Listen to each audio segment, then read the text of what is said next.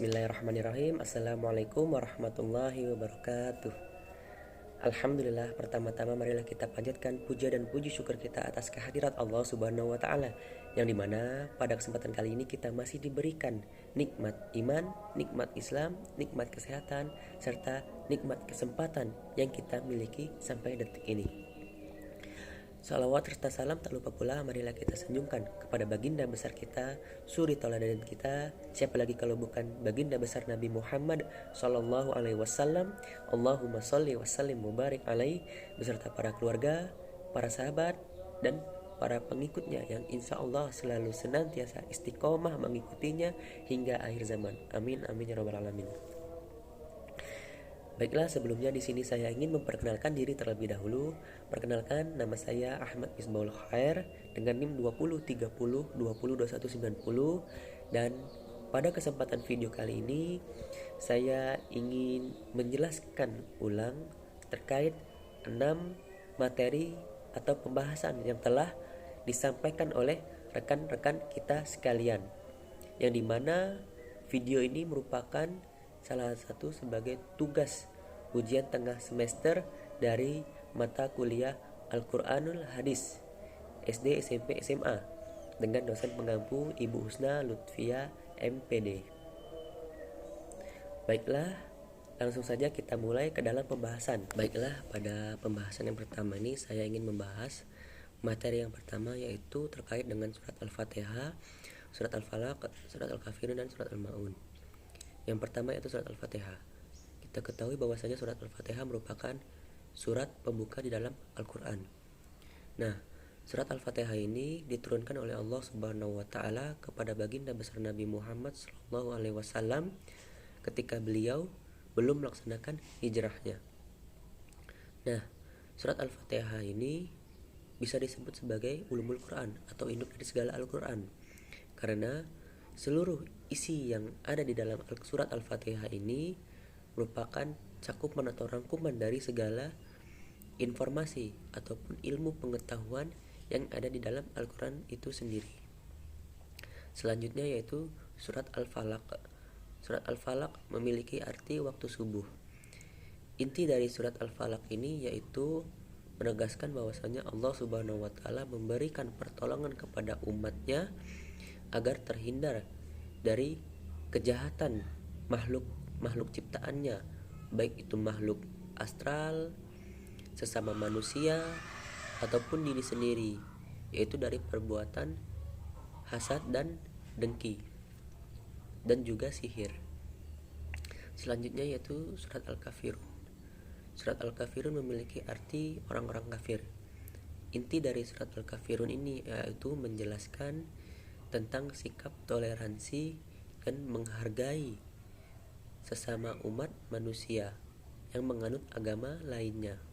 Nah, Islam sendiri sangat menjunjung tinggi tentang saling toleransi dan menghargai sesama penganut agama lainnya. Dan juga di dalam Al-Quran surat Al-Falaq ini menjelaskan bahwasanya Islam memberikan keluasan untuk menghargai orang-orang yang beragama lainnya. Yang terakhir yaitu surat Al-Ma'un. Surat Al-Ma'un ini menjelaskan tentang orang-orang yang mendustakan agamanya, yaitu dari melalaikan sholat, berbuat riya, dan menghardik anak yatim.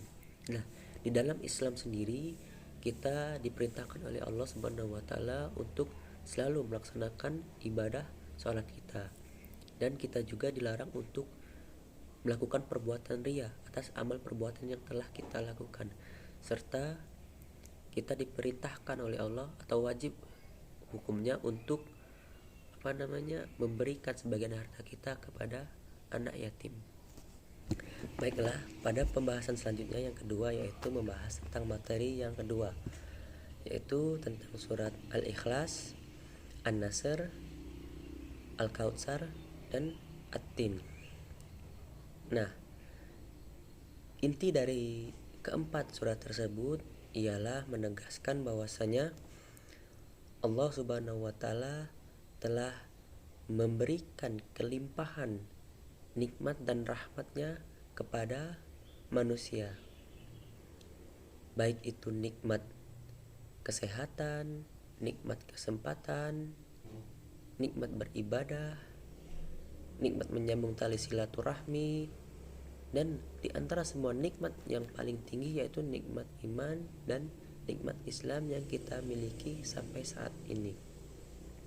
Nah, oleh karena itu Allah Subhanahu wa taala memerintahkan kita untuk selalu bersyukur atas nikmat yang telah Allah berikan kepada kita. Karena pada dasarnya manusia ini merupakan makhluk yang istimewa di antara semua makhluk ciptaan lainnya yang telah Allah ciptakan. Nah, dengan mensyukuri atas nikmat yang telah Allah berikan kepada kita, sejatinya kita meyakini bahwasanya Allah itu Maha Esa. Allah itu tempat kita bergantung. Allah itu memberikan pertolongan kepada kita baik dalam keadaan luang maupun keadaan sempit. Nah, oleh karena itu kita sebagai manusia harus pandai-pandailah bersyukur atas nikmat yang telah Allah berikan kepada kita. Sebagai contoh, kita melaksanakan sholat dan berkurban. Nah, oleh karena itu marilah sama-sama kita selalu senantiasa untuk bersyukur atas nikmat yang telah Allah berikan kepada kita. Karena dengan bersyukur inilah nikmat yang telah Allah berikan kepada kita akan menjadi lebih berkah dan lebih bermanfaat bagi diri kita.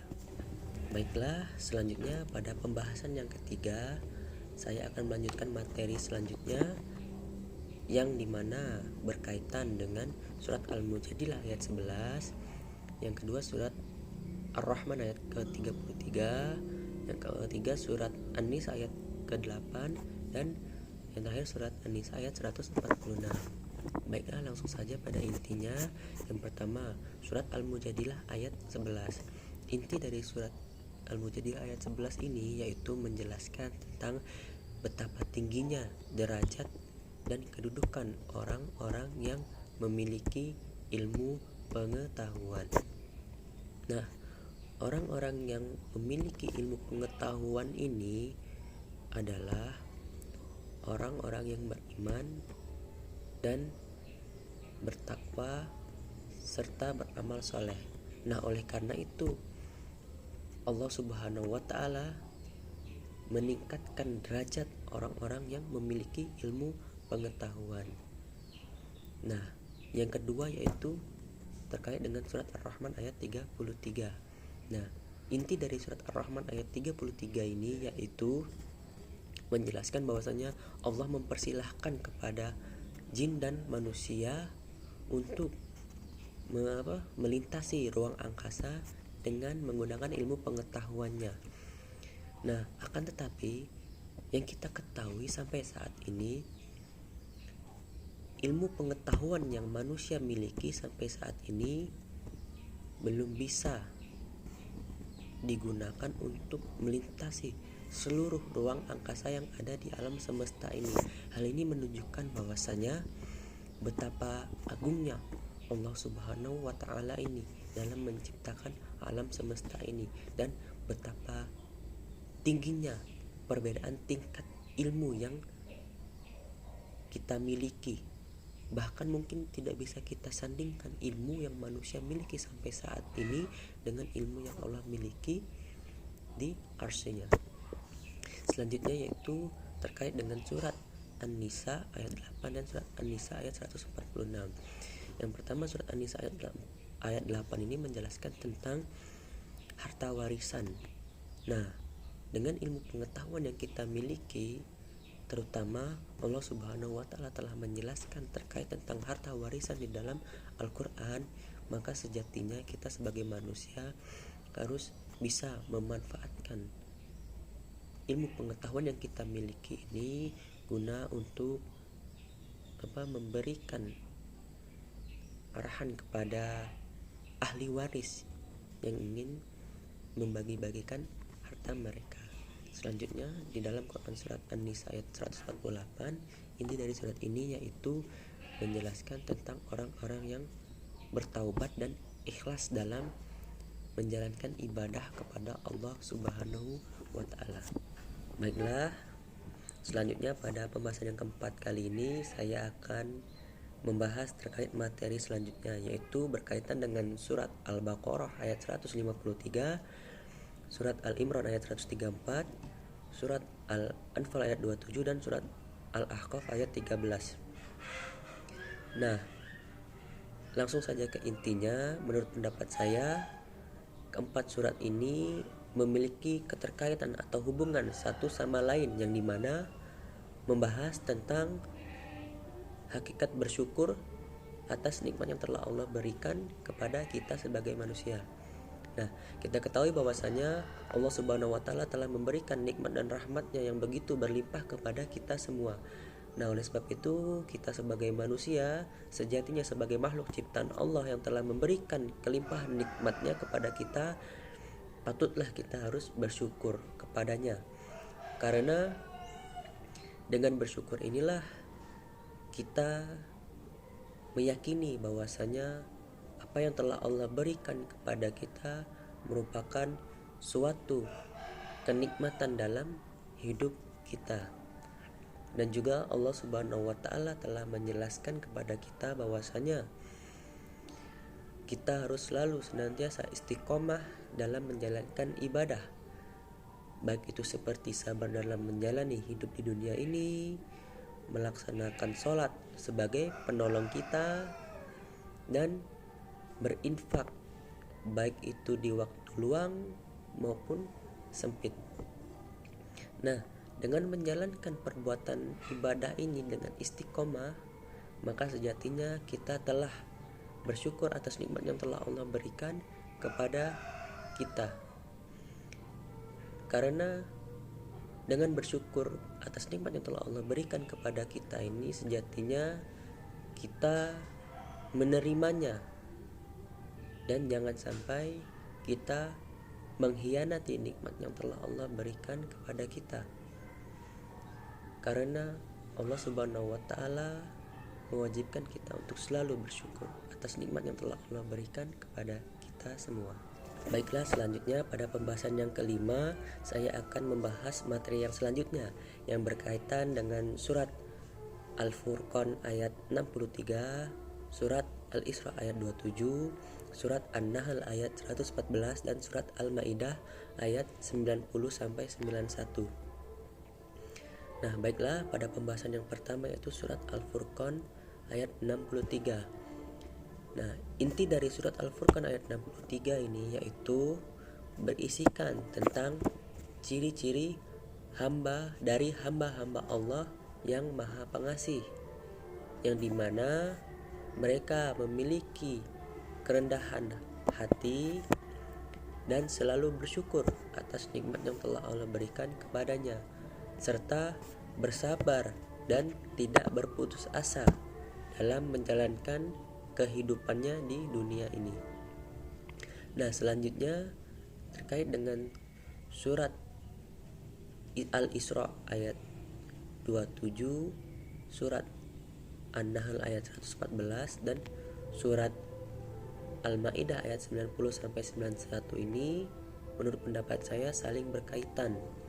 Yang pertama yaitu Allah Subhanahu wa taala memerintahkan kita untuk memakan makanan yang halal dan bersyukur atas nikmat yang telah Allah berikan kepada kita. Di sisi lain, Allah Subhanahu wa taala melarang kita untuk melakukan perbuatan boros, yang dimana perbuatan boros ini merupakan perbuatan setan.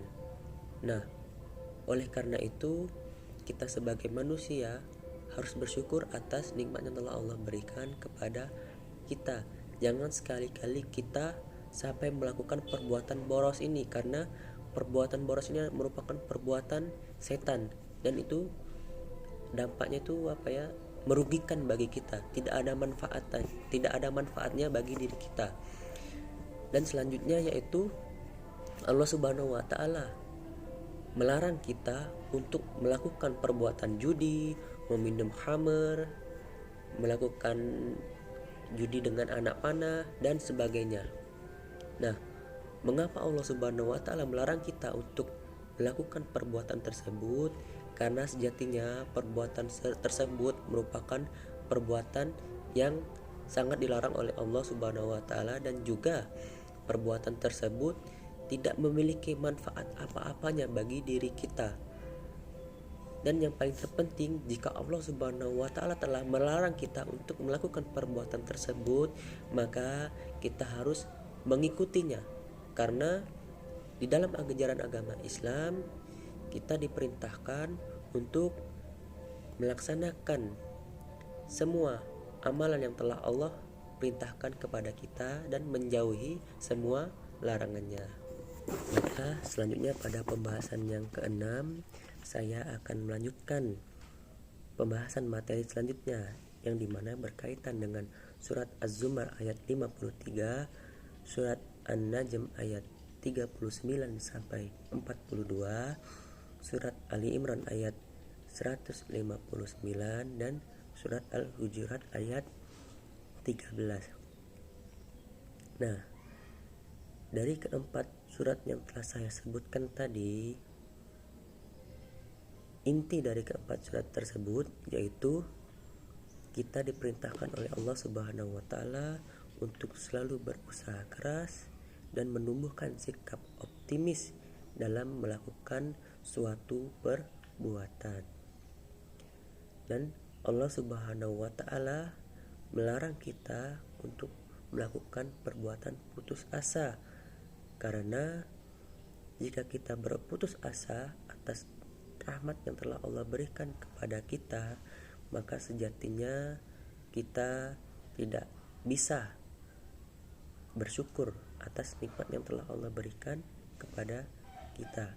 Nah, oleh karena itu, dalam melakukan suatu perbuatan, kita harus berusaha keras dan optimis bahwa perbuatan yang kita lakukan ini dapat kita jalankan dengan mudah hingga sampai tujuan yang kita inginkan. Dan juga Allah Subhanahu wa taala akan memberikan balasan kepada orang-orang yang mau berusaha keras, terlebih jika usaha dan ikhtiar yang kita lakukan ini dengan diiringi niat yang ikhlas karena Allah Ta'ala.